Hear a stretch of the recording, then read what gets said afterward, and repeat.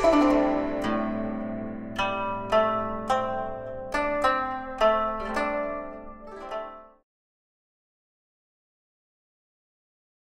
tal, jóvenes? Buen día. Hoy vamos a revisar el tema sobre microbiología de la leche y los productos lácteos, aunque le daremos un enfoque principalmente hacia el queso. Este es un tema muy interesante porque, a pesar de que lo vamos a enfocar mucho a la microbiología, vamos a estar hablando bastante de procesos, de algunas maneras en las que se obtiene la leche. Y es muy interesante porque de pronto la leche es un producto como muy cotidiano que tenemos en la casa y no nos imaginamos toda la tecnología que hay detrás de que podamos tener un vaso de leche fría en nuestro hogar. Entonces vamos a iniciar con una pequeña introducción. La definición de leche, existen varias definiciones, vamos a utilizar las de algunas normas oficiales mexicanas. Es la secreción natural de las glándulas mamarias. En este caso, hablando propiamente de la leche, sería de vacas sanas o de cualquier otra especie animal, excepto el calostro. El calostro se refiere a unas primeras secreciones que va a aparecer la definición más adelante. Cuando hablemos de leche de vacas, se puede decir nada más leche. Pero si ya hablamos de leche de cualquier otro animal, pues tendremos que especificar, ¿no? Cuando decimos como leche de burra, leche de búfala, etc. Pero en este caso nos vamos a centrar principalmente en la de mayor producción mundial, que sería la leche de vaca. El calostro como tal es una secreción que hace la glándula mamaria 5 días antes y 5 días después del parto. Como tal no tiene fines comerciales, es una secreción que es muy alta en anticuerpos, una secreción que es muy alta en células somáticas, cloruros, eritrocitos, en fin, es una secreción muy rica en células principalmente y que sí le sirven al becerrito los primeros días de vida. Sin embargo, para los humanos no tiene valor comercial y no se incluye dentro de la definición de la leche. Hay que hacer también una aclaración especial cuando ya hablamos de leche que es para el consumo humano. Para que sea leche considerada de consumo humano, debió haber sido sometida a un tratamiento térmico o a cualquier otro proceso que garanticen la inocuidad. Puede ser además sometida a otros múltiples procesos como la clarificación, es decir, una centrifugación, una estandarización de contenido de proteínas, de lípidos, se adicionan otras sustancias, etc. Y claro, siempre cuidando que no la contaminemos. Pero es muy importante que al darle la denominación de leche para consumo humano, estamos hablando de preservar su inocuidad. Por lo tanto, la leche cruda, es decir, la leche bronca, no se considera directamente leche para el consumo humano, a pesar de que en algunos lugares se acostumbra el consumo directo de la leche una vez que es ordeñada, pero más adelante vamos a hablar de los riesgos que esto conlleva. Si nosotros analizamos la composición de la leche de diferentes mamíferos, tenemos en la primera columna la leche de cabra, la siguiente de oveja, luego de vaca y de mujer, de un humano. Y veríamos que, por ejemplo, en cuanto a la composición de grasa, la más grasosa de todas sería la leche de oveja, es la que se caracteriza por su contenido más alto de grasa, y la que tiene mayor cantidad de lactosa es de hecho la leche de vaca. Eso le da ciertas características, como que tiene un sabor muy dulce característico, que de hecho las otras leches no llegan a ser tan dulces.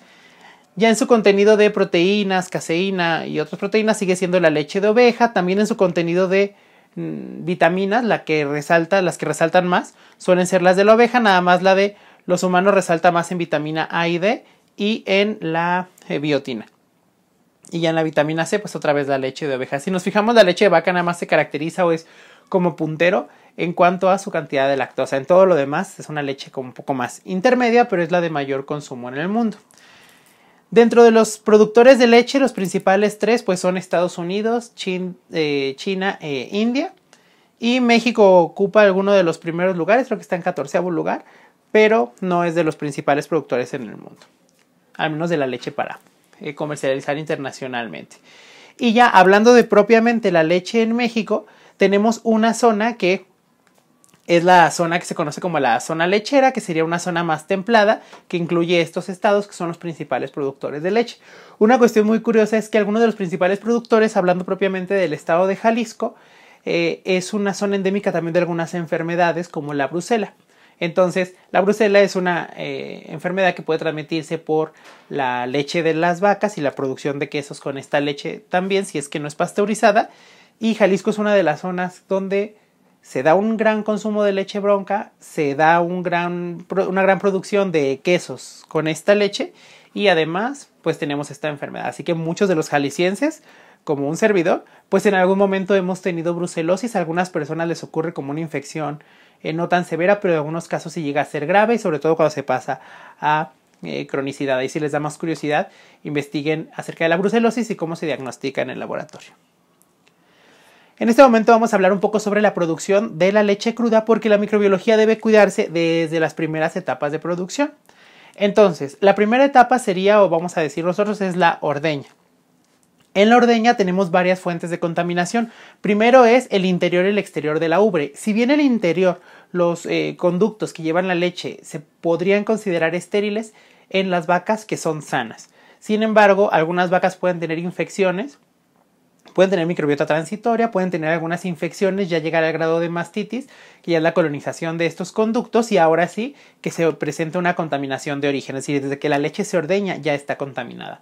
Algunos patógenos humanos han demostrado capacidad para colonizar el interior de las ubres de las vacas, así que desde un inicio la leche podría tener ya de origen, y por mucho que la limpies y demás, la vaca podría tener leche o podría estar secretando leche que estuviera contaminada.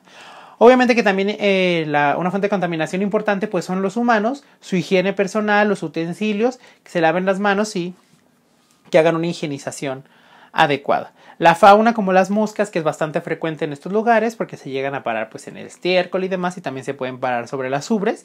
El medio ambiente, mientras más limpio sea un ambiente donde tenga las vacas, pues menor va a ser la carga microbiana de la leche. Y también los equipos. En este caso estamos viendo un equipo para ordeña automática, que son una especie como de succionadores que se colocan en las ubres y que hacen de manera mecánica la función de la ordeña. Claro que si estos están sucios como los que se ven en la fotografía, con muchas moscas y demás, pues lo que van a hacer es incrementar la carga. Aquí es importante que si hagamos una comparación entre cuando la ordeña se hace de manera automática y cuando la ordeña se hace manual. Se ha demostrado que si se mantienen en buenas condiciones los equipos, la ordeña manual siempre acarreará una mayor carga microbiana. También es muy importante durante la higienización de las ubres de las vacas hacer este procedimiento de manera adecuada. En algunos lugares quizá les ha tocado observar cómo se utilizan trapos como trapos de cocina que no están limpios, y con eso se trata de higienizar las ubres de las vacas, y en ocasiones lo que se hace es con esos trapos estarlas contaminando más bien. Esta es una zona que con cierta frecuencia puede tener materia fecal debido a que las vacas excretan de pie y la materia fecal puede escurrir entre las piernas e incluso a veces alcanzar las ubres. Entonces es muy importante hacer la higienización porque eso reduciría la carga microbiana de la leche inicialmente. Entonces, si el animal les platicaba que podía haber unos cambios en la composición de la leche, patógenos humanos, incluso residuos de antibióticos, que ya pueden a veces venir directamente de las ubres de las vacas. Si un animal está infectado, puede tener una mastitis generalizada, que se observaría en las ubres más o menos como en esta imagen, con una gran inflamación, o una infección que pudiera ser pasajera. En todo caso, la leche en ocasiones puede estar contaminada ya de origen. Evidentemente va a haber cambios en la composición porque al estar infectadas lo que va a hacer es que vamos a encontrar una mayor cantidad de células del sistema inmune y también una mayor cantidad de células que se van a estar desprendiendo de las ubres, células de descamación. Y también podemos encontrar a veces residuos de antibióticos. Si estas vacas están enfermas y se les dan antibióticos, entonces si se obtiene leche de ellos, la leche va a tener residuos de antibióticos. Y como vamos a ver más adelante, el proceso de producción no puede garantizar la remoción total, digamos, los procesos convencionales de antibióticos. Ahora, también consideremos que el ganado puede ser reservorio natural de estos tres patógenos: Salmonella, E. coli 157H7 y Clostridium perfringens, por mencionar algunos, aunque puede haber más. El ganado puede fungir como un reservorio natural, es decir, las vacas no tienen que estar enfermas. De hecho, la mayoría de esos no le van a causar, de esas cepas no le van a causar ninguna enfermedad a las vacas, ellas se van a ver sanas. Incluso E. coli 157H7, que en los humanos, sobre todo en los niños pequeños, puede causar problemas en los riñones. Las vacas no van a tener nada, para ellas es microbiota normal de sus intestinos. Entonces, si los tienen en los intestinos de manera normal, cuando excretan, es decir, la materia fecal los puede tener. Si la materia fecal contamina la leche, que ya dijimos que puede ser probable, entonces tendríamos el problema de un patógeno que puede llegar a ser severo en algunas personas y que se encuentra de manera natural en la leche bronca, para que vayamos ahí tomando nota de algunos patógenos que se pueden encontrar en la leche recién ordeñada. En cuanto a las fuentes de contaminación, aquí hay algunas imágenes. la manera, los recipientes, por ejemplo, los que se obtiene, cómo se almacena. Lo que ocurre es que aquí estamos viendo como a pequeños productores. Uno a veces pensaría que las grandes lecheras pues tienen sus grandes establos y demás, y muchas de ellas no funcionan así. En muchos lugares lo que se hace es que se funciona a través de cooperativas. Entonces son justo estos pequeños productores los que ordeñan a sus vacas y luego van y los llevan a los centros de acopio. Y en los centros de acopio es donde se hace la valoración de la leche y se decide si se les compra o no o a qué precio. Entonces, claro, estas maneras tan artesanales todavía son maneras frecuentes en las que se obtiene la leche que consumimos en casa. Perdón, voy a tomar un poco de agua. Al confieso que tengo que grabar muchos videos y la edición luego de estarle cortando las veces que tomo agua es como que ya demasiado tiempo. Así que me van a ver ahí tomando agua de vez en cuando. Ni modo. Entonces, la manera en la que se obtiene, si es una ordeña manual o una ordeña mecánica, dónde se almacena o los utensilios con los que se obtiene, incluso los contenedores donde se va a almacenar después de la ordeña, pues van a impactar directamente en la microbiología, porque no nada más es ya ahora los microorganismos que ingresaron, sino que la leche puede fungir como un sustrato para la multiplicación. Entonces de ahí se puede incrementar la carga si no se almacena adecuadamente. También la manera en la que se hace el transporte en algunas comunidades, pues todavía tenemos esta imagen que es el contenedor de leche que está a temperatura ambiente y que va y reparte en las casas, o que se lleva, les digo, a los centros de acopio donde se coloca en contenedores ya un poco más grandes. Y aquí es donde se mezcla, se hace incluso una mezcla de toda la leche que se obtiene para evaluar y se hacen evaluaciones de la calidad. Ya de aquí las grandes empresas es las que, las lecheras, las que les van a dar la pasteurización, pasan por la leche a estos centros de acopio. Entonces sí, todavía impacta mucho en la microbiología esa ordeña manual, esa ordeña tradicional, y todavía se puede observar en México. Hay varias medidas de control para prevenir que la leche esté contaminada de origen. Uno es el uso de alimentos que estén libres de aflatoxinas. Las aflatoxinas son un tipo de micotoxinas, es decir, toxinas generadas por hongos de varios géneros, aunque Aspergillus es uno de los principales géneros de hongos que generan aflatoxinas, pero no lo quiero dejar ahí porque en realidad es un tema más extenso. Pero bueno, sépanse que varios hongos pueden producir aflatoxinas, y estas toxinas, si son ingeridas por la vaca, ellas luego la van a excretar a través de la leche. O sea, vamos a encontrar en la leche también aflatoxinas. El problema de estas toxinas es que tienen una gran capacidad para generar cáncer. Entonces son dentro de los productos naturales las moléculas más cancerígenas o de las más cancerígenas que conocemos los humanos, y son naturales y se hacen perfectamente en la naturaleza y demás, para que de una vez vayamos contrastando si siempre lo natural es lo más saludable. Son hongos completamente naturales y que produce sustancias altamente cancerígenas. Entonces, si nosotros alimentamos a las vacas con este tipo de alimentos que pueden estar contaminados con hongos que van a tener aflatoxinas, pues la leche al final va a tener aflatoxinas también. Al mismo tiempo hay que proveer a los animales de agua potable, porque en caso de que no se les provee de agua potable, ellos pueden enfermarse. Entonces, si se les da agua de mala calidad, de canales, agua sucia, pues ellos pudieran enfermar también. Y hay que mantener el estado de salud de los animales. Si los animales están en buen estado de salud, además son más productivos en cuanto a la leche, así que al productor le conviene invertir en esto, pero también la leche va a ser una leche de mayor calidad. Si nosotros procuramos que las vacas no tengan infecciones como la mastitis, pues la leche se va a poder vender. Entonces se cuida mucho la salud de las vacas desde el punto de vista de producir de una manera ética y consciente, de no maltratar a los animales, y también porque al final eso te va a redituar económicamente.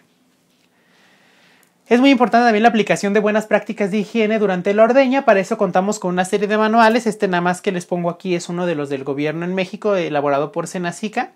Y tenemos el manual de buenas prácticas pecuarias en unidades de producción de leche bovina. Ahí pueden encontrar un montón de información sobre cómo se lleva a cabo este proceso de manera adecuada, por mencionar una de las guías más útiles.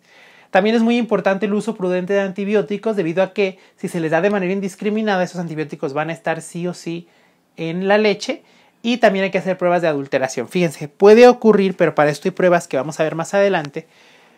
Una de las pruebas que se hace que se ha hecho desde manera más tradicional o más clásica, pues son recuentos microbianos, como el de las bacterias mesófilas aerobias, para saber la calidad de la leche.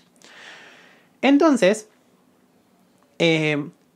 a sabiendas de esto, algunas personas podrían suponer que si a mí me van a hacer un recuento de bacterias yo puedo agregar no es correcto, pero algunas personas han pensado en agregar sustancias químicas como incluso algunos desinfectantes a la leche, porque esto impactaría directamente en el recuento. Pues claro, si yo le pongo desinfectantes que nos asustan un poco, pero incluso pues, ha llegado a haber casos donde se le coloca cloro, entonces nosotros podemos reducir la carga microbiana, quizá se reduzca la carga microbiana. Sin embargo, ya representa otro tipo de riesgo para los consumidores, porque ahora tenemos un tipo de peligro que ya es un peligro químico. Otra manera en la que se puede hacer fraudulento el recuento, o se ha intentado, es a través de la adición de agua, porque no es una cero tolerancia para bacterias mesófilas aerobias, sino que hay un límite por volumen. Entonces, si yo agrego un volumen mayor de agua, pues se van a diluir y me podrían ayudar a pasar un recuento. Pero para eso tenemos también estudios de densidad y podemos saber en la leche si ha sido adulterada de muchas maneras. Entonces, es muy importante que esos estudios se lleven a cabo y se hagan con total seriedad y muy estrictos para poder evitar un riesgo para la salud de los consumidores. Entonces ahí tendríamos las pruebas de adulteración. Otra medida que puede llegar a ser un poco polémica es la prohibición de la venta directa de leche cruda. Estas imágenes que tenemos aquí abajo son de manifestantes en Estados Unidos que tratan de... porque en Estados Unidos ya es...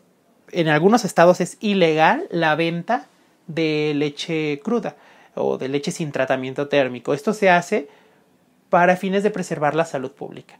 Es que al final muchas personas luego tienen un poco la idea de que si ellos quieren consumir leche bronca, pues el riesgo es para ellos y se enferman nada más ellos. En parte sí, sin embargo, también existe el riesgo de que después se presenten enfermedades que hacía mucho no se presentaban y que se pueden transmitir a veces de persona a persona y que el origen puede ser la leche. Se pueden presentar enfermedades graves que involucran un costo importante a los sistemas de salud, por ejemplo la tuberculosis, que se puede transmitir de esta manera. Entonces, en Estados Unidos en los últimos 5 años se han visto casos de enfermedades que hacía muchas décadas no se observaba por el consumo de leche cruda, ¿no? Porque ya hace mucho tiempo que se pasteuriza. Entonces aquí es curioso porque es ilegal vender, pero no en todos los estados es ilegal consumir. O sea, lo que está prohibido es la venta, pero no está prohibido el consumo.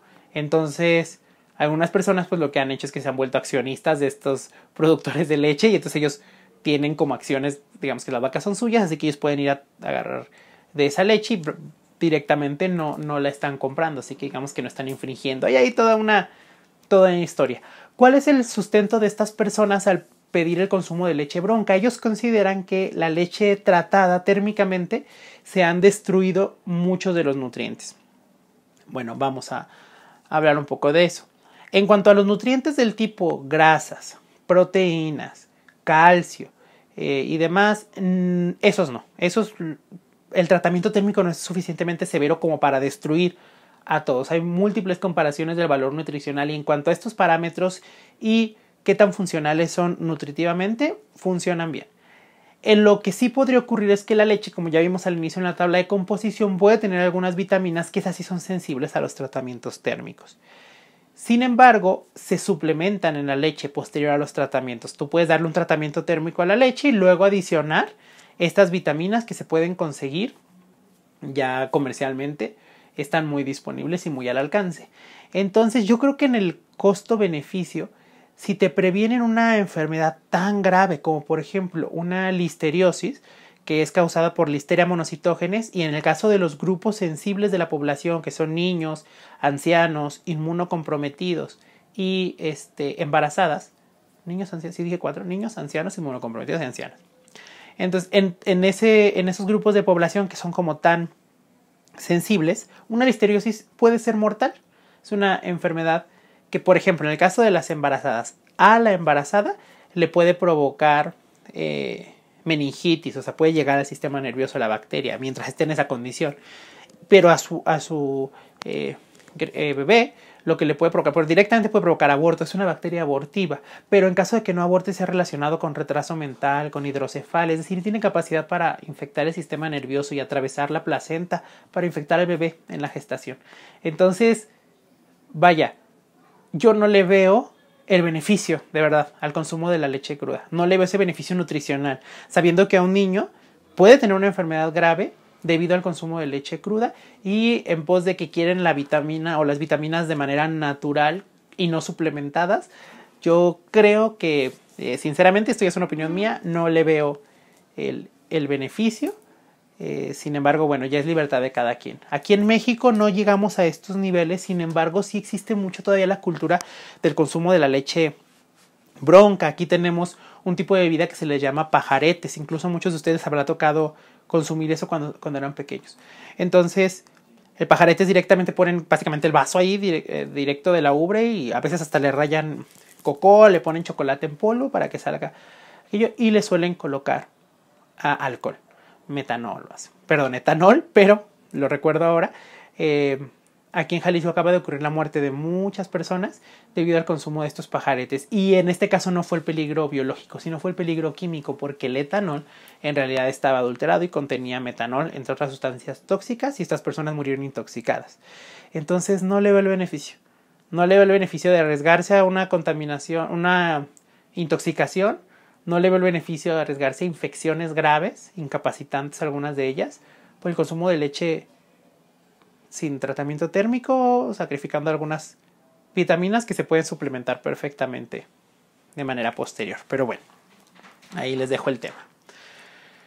Ahora, existen ciertas especificaciones físico-químicas para la leche cruda. Eso me va a poder determinar la calidad y me va a poder determinar también si pudiera de pronto ser adulterada con agua. Entonces tenemos cierta cantidad de densidad cuando tenemos una especificación. Aquí tenemos las especificaciones para ciertos parámetros y luego tenemos las referencias para que ustedes las consulten. Entonces, por ejemplo, en el tipo de grasa, aquí no es como que te pidan un mínimo de grasa, sino que más bien, en función de la cantidad de grasa, le va a dar una clasificación a la leche. La leche puede clasificarse en calidades y esas pueden determinar para qué se puede utilizar y el valor comercial. Entonces, tenemos la cantidad de grasa que le da cierta clasificación, la cantidad de proteínas y en lo que sí ya tenemos un mínimo para algunas otras características físico-químicas. Por otro lado, tenemos de este lado otras especificaciones en las que son sanitarias. Entonces, vamos a ir hablando de cada una de estas pruebas y vamos a ir revisando cuál es la función. Primero está la acidez, que se calcula en función de ácido láctico, gramos sobre litro, y tenemos una especificación de 1.3 a 1.6. ¿Por qué razón esto se coloca en especificaciones sanitarias y no de calidad? Porque muchos de los microorganismos que son fermentadores, que pueden desarrollar en la leche, su producto va a ser ácido láctico. Entonces, una leche con un índice mayor de acidez puede hablar de una leche de menor calidad porque ha estado más tiempo expuesta al ambiente, ha permitido el desarrollo microbiano y entonces tiene una mayor concentración de ácidos. La acidez como ácido láctico funciona también como una especificación sanitaria. Incluso esto nos puede ayudar a saber cuando se revuelven diferentes lotes de leche, porque tú revuelves una leche ya un poco pasada con una leche de buena calidad y al mezclarlo a lo mejor sí se observan ciertas características, todos los parámetros anteriores que dijimos, cantidad de grasa, de proteínas, los va a tener. Sin embargo, al adicionar la leche en mal estado también estás incrementando la cantidad de ácido láctico. Claro, esa leche solita no iba a pasar porque ya tenía mucho ácido láctico. Al mezclar los dos se está diluyendo, pero sí vamos a encontrar el ácido láctico normal de la leche en buen estado, más el ácido láctico de la leche en mal estado, ya podría generar que no se cumpla la especificación. También tenemos por otro lado la prueba de alcohol. Se hace una prueba de alcohol al 72%, la cual debe ser negativa. Esta prueba va a aparecer más adelante una actividad que ustedes van a completar, pero lo que nos ayuda a saber es la estabilidad de la suspensión coloidal. Y cuando nosotros agregamos esto debe mantenerse una solución, ya van a ver ustedes el procedimiento, pero debe mantenerse estable cuando hacemos esta prueba, porque si se separa en fases, si se coagula, entonces estamos hablando de una leche que no va a aguantar un proceso térmico y para eso se le hace la prueba de alcohol, la cual debe ser negativa, que se encuentran dentro de esta misma norma en un apéndice normativo de ahí y entonces se hace para saber la estabilidad y la posterior resistencia a un tratamiento térmico.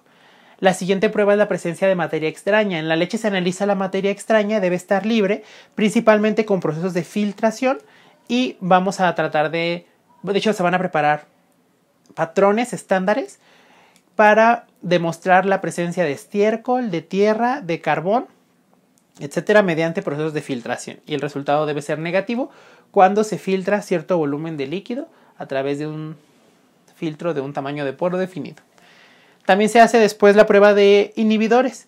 esta me va a ayudar a detectar si tenemos residuos de desinfectantes añadidos o residuales, porque también puede pasar que de pronto se limpie alguno de los equipos o alguno de los contenedores, una cubeta, además, y le queden residuos de desinfectantes como cloro, y pues ahí se detenga la leche y ahora no se cumpla con este parámetro. Entonces, la prueba de inhibidores deberá ser negativa y tenemos la referencia de este lado. Como ya mencionamos la importancia de las aflatoxinas, pues también aquí está cuáles son los de este mismo norma, que es la 243, está un extracto de cuáles son los inhibidores bacterianos que se hacen en la leche. Serían derivados clorados, sales cuaternarias de amonio, que son un desinfectante que se usa mucho en la industria, principalmente tiene una función más como su mecanismo es de un detergente, es decir, disuelve las cubiertas celulares. Se hacen algunos oxidantes en específico, formaldehído y antibióticos. La norma es esta referencia, se hacen en pasteurizados, ultrapasteurizados o esterilizados, pero la norma mexicana de Cofocalec nos pide que también se le hagan ya a la leche cruda. Y por otro lado decía, ya mencionamos la importancia de las aflatoxinas, pues es de esperarse que también exista una prueba de aflatoxinas, la cual debe tener un máximo de 0.5 en microgramos por kilogramo, y la referencia es la misma norma 243. Entonces se hace para verificar que no se rebasen las concentraciones de esta toxina.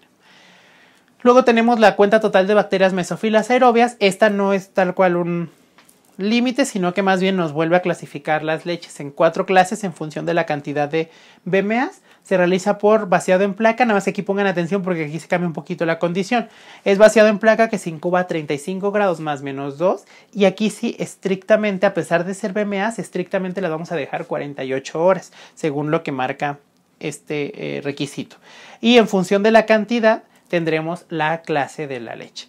Y también tenemos el recuento de células somáticas, que se hace en una tinción fija en portaobjetos y nos ayuda a... Las células somáticas pueden ser leucocitos, células epiteliales que se van a desprender con más frecuencia cuando hay un proceso infeccioso y están relacionados a la salud de la ubre. Entonces, por lo tanto, también en función del recuento de células somáticas podremos clasificar a la leche en varias categorías. Entonces a ustedes les va a tocar hacer una primer tarea, que sería nuestra tarea número 1, en la que van a elaborar a mano los diagramas de flujo para la determinación de células somáticas y la cuenta total de bacterias mesófilas aerobias en leche.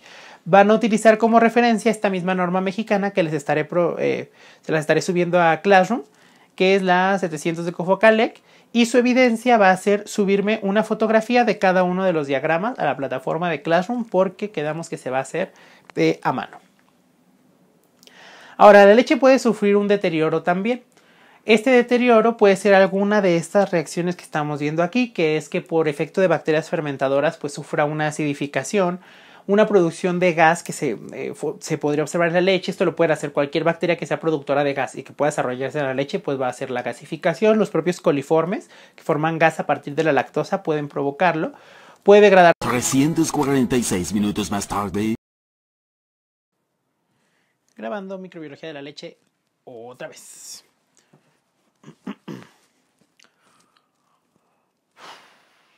Bueno, les confieso que mi mayor miedo ya ocurrió. De aquí en adelante yo di toda la clase y mi celular ya no estaba grabando, gracias. Pero bueno, en realidad no importa porque tengo 3 secciones de este grupo, así que como que kármicamente está bien, porque esta clase la tuve que haber dado 3 veces y ya con el video nomás la doy una y ya la ven 3. Es muy productivo, a lo mejor ya voy a dar así todas mis clases de ahora en adelante, pero no le gana a nadie. Es cierto. Pero ¿en qué estaba? Pues nada, ¿en qué otra vez? Retomamos. La leche puede sufrir de múltiples tipos de deterioro. Esto ya va a depender específicamente del tipo de organismo que lo esté causando, pero podemos así como generalizar. La leche puede acidificarse, por ejemplo, porque hay microorganismos que son capaces de fermentar los carbohidratos y producir ácido láctico a partir de eso. Principalmente la va a acidificar. La producción de gas, cualquier microorganismo que pueda multiplicarse en la leche y que alguno de sus productos metabólicos sea gas, pues la puede gasificar. Los propios coliformes, por ejemplo, pueden causar eso. Hay organismos que degradan las proteínas, las coagulan, causan proteólisis, coagulación. Si el microorganismo forma moco, pues puede causar leche filante, que es una leche con esas características. Puede haber una adulteración de las grasas, la leche puede tomar un sabor rancio desde como una de las causas del deterioro. Puede haber otro tipo de sabores, hay algunas leches que luego adquieren un sabor a pescado, un sabor como a dulce, y a veces están desarrollados están causados por el desarrollo microbiano, también aromas anormales, incluso la modificación del color, las bacterias que forman pigmentos como Serratia pueden darle estas condiciones. Una cosa bien interesante es que en cierta ocasión, este es un estudio pagado por Nestlé, en Facebook empezó a surgir como una serie de personas que decían que la leche de los niños, la leche en polvo, estaba contaminada con sangre con SIDA. Ay, bueno, porque todo lo que tiene sangre en esta época debe tener SIDA, ¿verdad? Pero la sangre no puede tener SIDA. Bueno, no es el tema. El punto es que ahí medio la publicidad negativa, lo que ellos hicieron fue una investigación donde demostraron que una enterobacteria como Serratia, que forma un pigmento rojo que se llama prodigiosina, puede formar ese pigmento en la leche y provocar el cambio de color. Entonces, si les voy a estar subiendo a nuestro grupo de Classroom la fotografía de cómo está el estudio con el biberón, cómo se inoculó Serratia y cómo se logra ver ese pigmento rosa mexicano rojo que forma. Y bueno, al final esta acusación que hacían las personas era porque las mamás notaban que cuando le daban a su niño el biberón con la leche y luego guardaban el biberón de vuelta en la pañalera, al rato que lo sacaban, a las horas, ya tenía como esa película roja. Entonces, no, está contaminado con sangre. Ay, sí, yo creo, ¿para qué? Pero bueno, el punto es que ellos pagaron este estudio y ahí se demostró como cuál era el origen de ese pigmento. Entonces puede haber una modificación del color. La leche va luego a debe tener un proceso térmico, que el más convencional es la leche pasteurizada. Hay un tipo de pasteurización que es la pasteurización convencional y de ahí han derivado toda una serie de tratamientos térmicos posteriores. Entonces, en el proceso de elaboración de leche, aquí estarían como las etapas más importantes. No es el objetivo que las veamos todas, pero sí que hablemos de aquellas que impactan profundamente la microbiología. Y una de esas es el almacenamiento de la leche cruda. Una vez que se recibe la leche, esta deberá almacenarse. ¿Cuál sería la mejor condición? La refrigeración. Se almacena la leche en refrigeración para prevenir el desarrollo de los microorganismos, pero algunas empresas aquí dan un tratamiento térmico que se llama termización. La termización se parece un poco a las temperaturas de la pasteurización convencional, por ejemplo 63 grados centígrados, pero en lugar de durar la media hora que debería de durar, va a durar nada más 15 segundos. Este tratamiento destruye principalmente enzimas, aunque también puede tener un efecto sobre algunos organismos, y va a permitirnos almacenarla durante más tiempo. Sin embargo, siempre deberá procurarse la refrigeración como la mejor manera de almacenamiento. Luego tenemos la clarificación y el desnatado, que como se hace a través de la centrifugación, va a tener un efecto sobre células como células epiteliales, como leucocitos, pero también puede tener efectos sobre algunos otros microorganismos, algunas bacterias. Luego ya tenemos el más importante, que es el tratamiento térmico, la pasteurización, que es la convencional, destruye organismos patógenos y enzimas, pero la que se llama ultrapasteurización puede llegar a garantizarnos una leche estéril, que puede mantenerse a temperatura ambiente durante largos periodos de tiempo. Y luego viene todo esto que ya se le va a llamar etapas posteriores al tratamiento térmico. En estas etapas postproceso es muy importante cuidar la contaminación, porque aquí la leche ya se trató. Luego hay más etapas dependiendo del tipo de leche, y si se contamina ahí ya no hay medida de control, ya no hay tratamiento térmico, entonces ya va a ser o un deteriorador o un patógeno que ya genere un problema directo sobre la leche. Los tratamientos térmicos que tenemos son estos, de manera general van del menos severo al más severo. Y nótese cómo existe una relación siempre entre la temperatura y el tiempo. Siempre que la temperatura se incremente, el tiempo se reduce. Esto es para afectar lo menos posible las características sensoriales de la leche. Porque ustedes saben que la leche luego se calienta en exceso y pues ya están haciendo cajeta, ya no están haciendo leche. Entonces, vaya, si tú aumentas la temperatura, el tiempo que la leche aguante a esa condición tiene que ser reducido. Entonces vamos a comparar el de termización, ahorita pues es el que les decía, el tratamiento para que la leche sea apta para almacenarse, pero comparemos la pasteurización convencional LTLT, que sería 63 grados centígrados durante 30 minutos. Pero luego vamos a compararlo con la esterilización de la leche, que se le conoce como UHT. Aquí llegamos hasta podemos llegar hasta los 140 grados centígrados, pero el tiempo es de 2 a 6 segundos. Entonces reducimos mucho el tiempo si queremos aumentar la temperatura. Y luego tenemos la esterilización del envase, porque si yo voy a tener una leche tratada térmicamente, un tratamiento severo y quiero tener leche estéril, pues el envase deberá ser esterilizado previamente y el envasado deberá ser aséptico.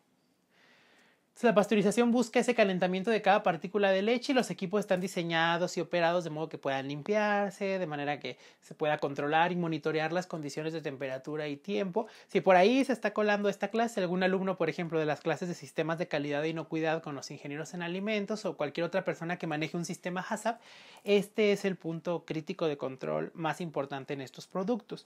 Entonces, desde que se diseña el equipo, no nada más debe proveer estas condiciones, sino que debe buscar una manera de monitorearse. Y el monitoreo aquí debe ser monitoreo continuo.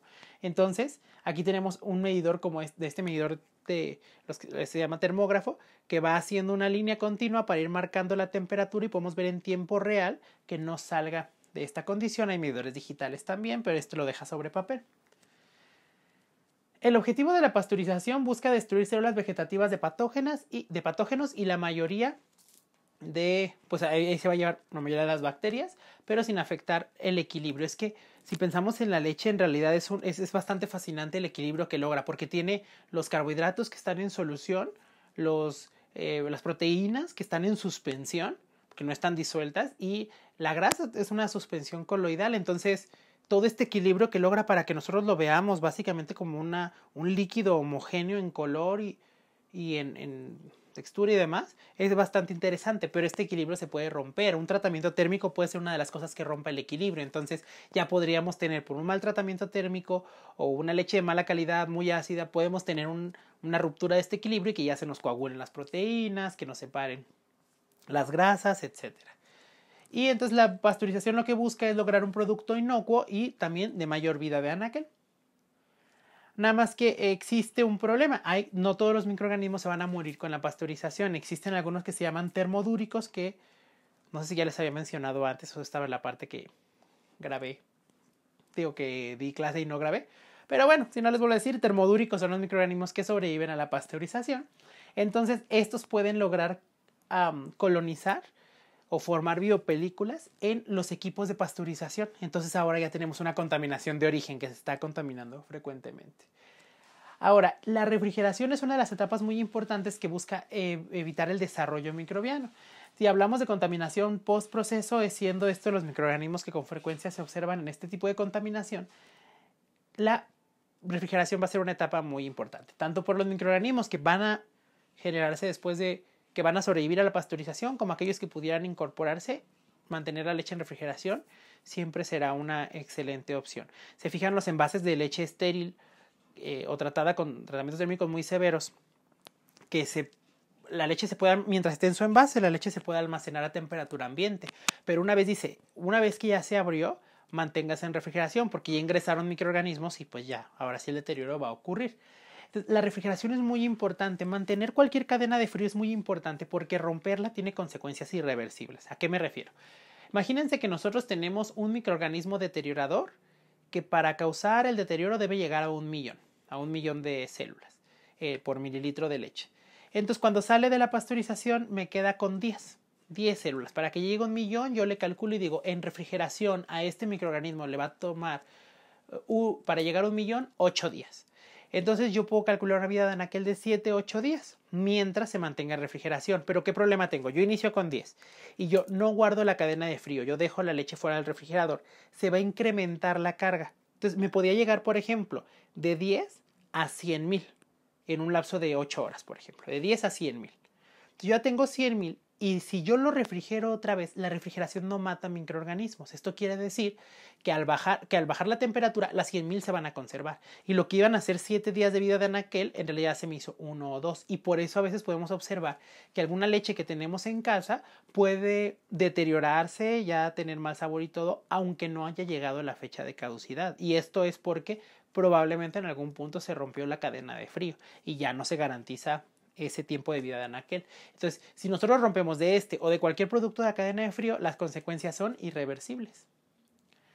Los patógenos que aquí están los grupos que nos interesan mucho en la leche pasteurizada. Los patógenos son todos estos y salvo Bacillus cereus, que es un esporulado, todos los demás se destruyen con la pasteurización. Por eso hay un asterisco ahí que nos dice que si hay problema con estos patógenos es porque hay contaminación post proceso. O también puede existir una especie como de mal diseño o mala conexión, que de pronto la leche cruda pueda mezclarse por algún reflujo o por alguna por cómo se distribuyen las tuberías, una mezcla entre la leche no tratada y la leche tratada. Tenemos termodúricos como esos que están enlistados ahí, que son muy importantes porque hacen la microbiota normal de la leche pasteurizada. Los esporulados, que son Bacillus y Clostridium, que estos van a sobrevivir a la pasteurización convencional. Sin embargo, su presencia no implica un riesgo en sí. Para que nosotros tengamos un problema por Bacillus, este debe incrementar su concentración, su cantidad, o por Clostridium debe incrementarla y formar la toxina. Entonces, si nosotros refrigeramos, no hay problema con estos patógenos. Y por último, los ciclótrofos, que estos nos interesan mucho porque son deterioradores todos ellos. O sea, no son patógenos, pero causan deterioro. Bueno, no son patógenos por consumo, ¿verdad? Por ingestión. Pero nos interesan porque pueden echar a perder la leche en refrigeración. Entonces, estos ciclótrofos, aunque la leche esté refrigerada, eventualmente van a desarrollarse y así una leche pues en el refrigerador no va a ser eterna, se va a deteriorar pero le va a tomar más tiempo. Entonces, ¿cómo se reduce el riesgo en la leche? Ya dijimos, medidas, tratamientos térmicos como la pasteurización, porque elimina células vegetativas y a esporas puede eliminar algunas. Y el material de empaque que se utilice debe ser tratado. Puede utilizarse una sustancia química, nada más controlada en cuanto a concentración y manera de aplicación. La estricta limpieza de todos los equipos y los utensilios es muy importante e impacta para evitar la contaminación post-proceso. Si yo no guardo higiene de los equipos y demás, la contaminación post-proceso es muy probable. Y también es muy crítico, ya lo saben, mantener la cadena de frío. Estos serían los organismos que se estudian, los organismos coliformes totales. El criterio es de no encontrar en la planta o en el punto de venta menor a 10 o 20 UFCs por gramo, debido a que los coliformes totales se destruyen con la pasteurización. Encontrarlos habla de una contaminación postproceso. La leche pasteurizada, aún de manera convencional, no debe tener coliformes. S. aureus, menos de 10 UFCs por mililitro en siembra directa, porque S. aureus habla de contaminación, sobre todo en este caso contaminación humana. La leche cruda puede tener S. aureus, pero el tratamiento térmico lo destruiría. Entonces, S. aureus en leche indicaría contaminación postproceso también y relacionado al personal. Salmonella no debe estar, E. coli como indicador de higiene tampoco debe estar y Listeria monocytogenes tampoco. Y por último la toxina de estafilococos, porque los Staphylococcus aureus forman la toxina estafilocócica que causa problemas, sobre todo que causa vómito, y también la prueba para esto debe ser negativo. La toxina es termoestable, así que si ya se forma, los tratamientos térmicos no la destruirán. Hablando de productos lácteos, el más importante es el queso, pero literalmente los quesos son tan diversos que podría darse una clase de microbiología de cada tipo de queso. Lo que voy a tratar de hacer aquí es como las generalidades acerca de ellos, pero sépanse que cada tipo de queso es un caso en particular. Entonces, esos se elaboran con la cuajada de la leche, que tradicionalmente se utilizaba literalmente los intestinos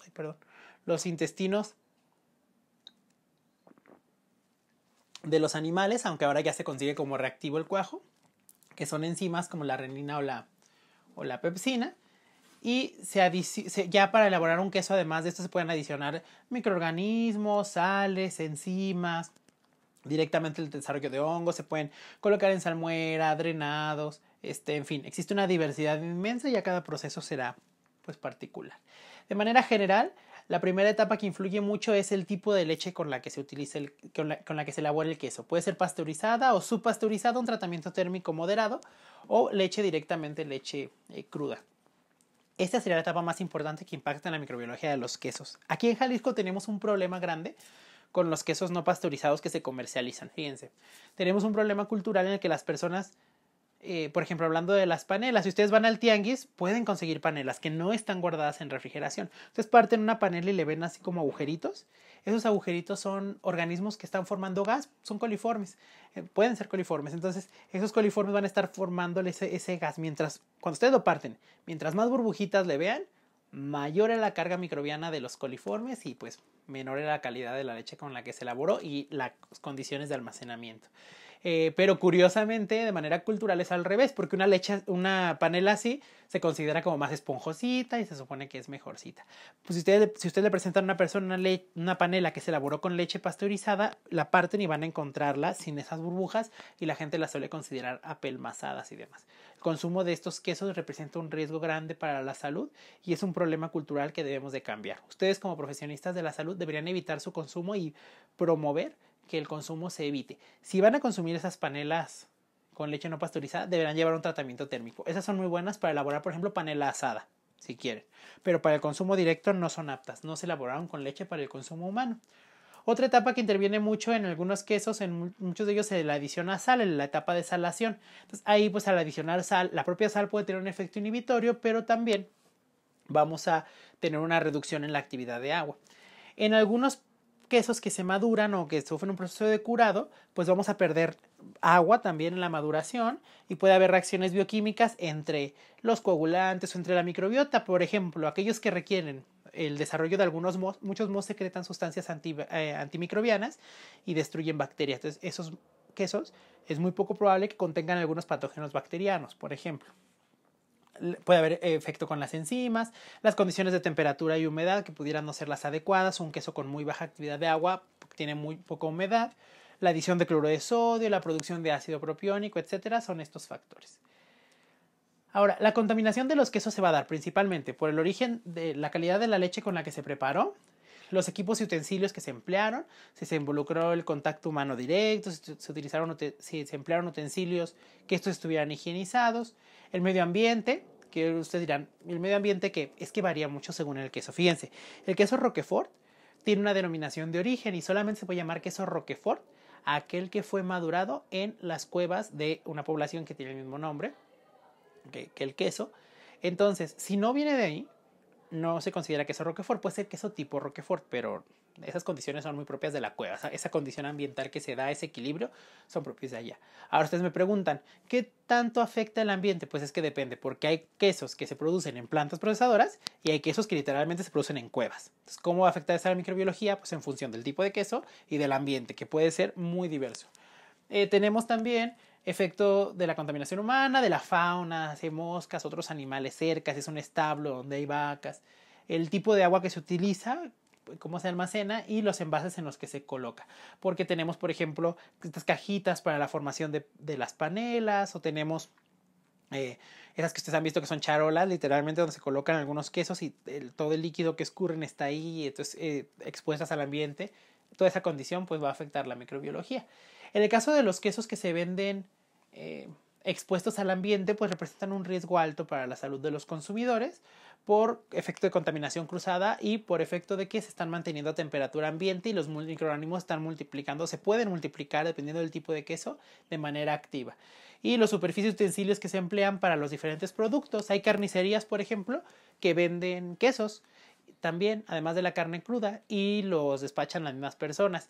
Ahí, aunque pueden tener los utensilios separados, pues si esta persona está moviéndose entre el área de la carne y entre la del queso, pues se produce un mandil que tiene suciedad, que tiene microorganismos de la carne cruda, pueden ser transferidos al queso durante la manipulación. Ups. Entonces, vamos a generalizar algunas barreras microbianas que tiene el queso, pero pueden diferir. Uno es que tiene una actividad de agua reducida, por ejemplo, por la adición de cloruro de sodio, o en la maduración que pierde agua. Un pH reducido, básicamente o típicamente es menor a 5, eso es una especie de barrera microbiana, no para todos los microbios, y sí el pH bajo suele tener un efecto sobre evitar la proliferación, pero no garantiza que los patógenos se vayan a morir. Eso igual lo vamos a tocar con mucho más detalle cuando veamos microbiología de peces y mariscos, cuando hablemos del ceviche, que también es un problema, y el ceviche de pescado crudo.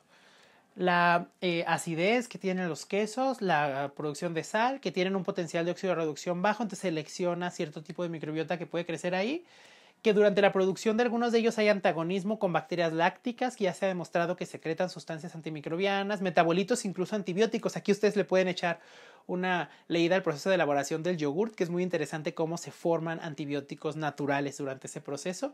La formación de peróxido de hidrógeno, algunos ácidos grasos volátiles, etcétera. Entonces, depende del tipo de queso, algunos, por el desarrollo de hongos, por ejemplo, naturalmente es muy poco probable que contengan patógenos.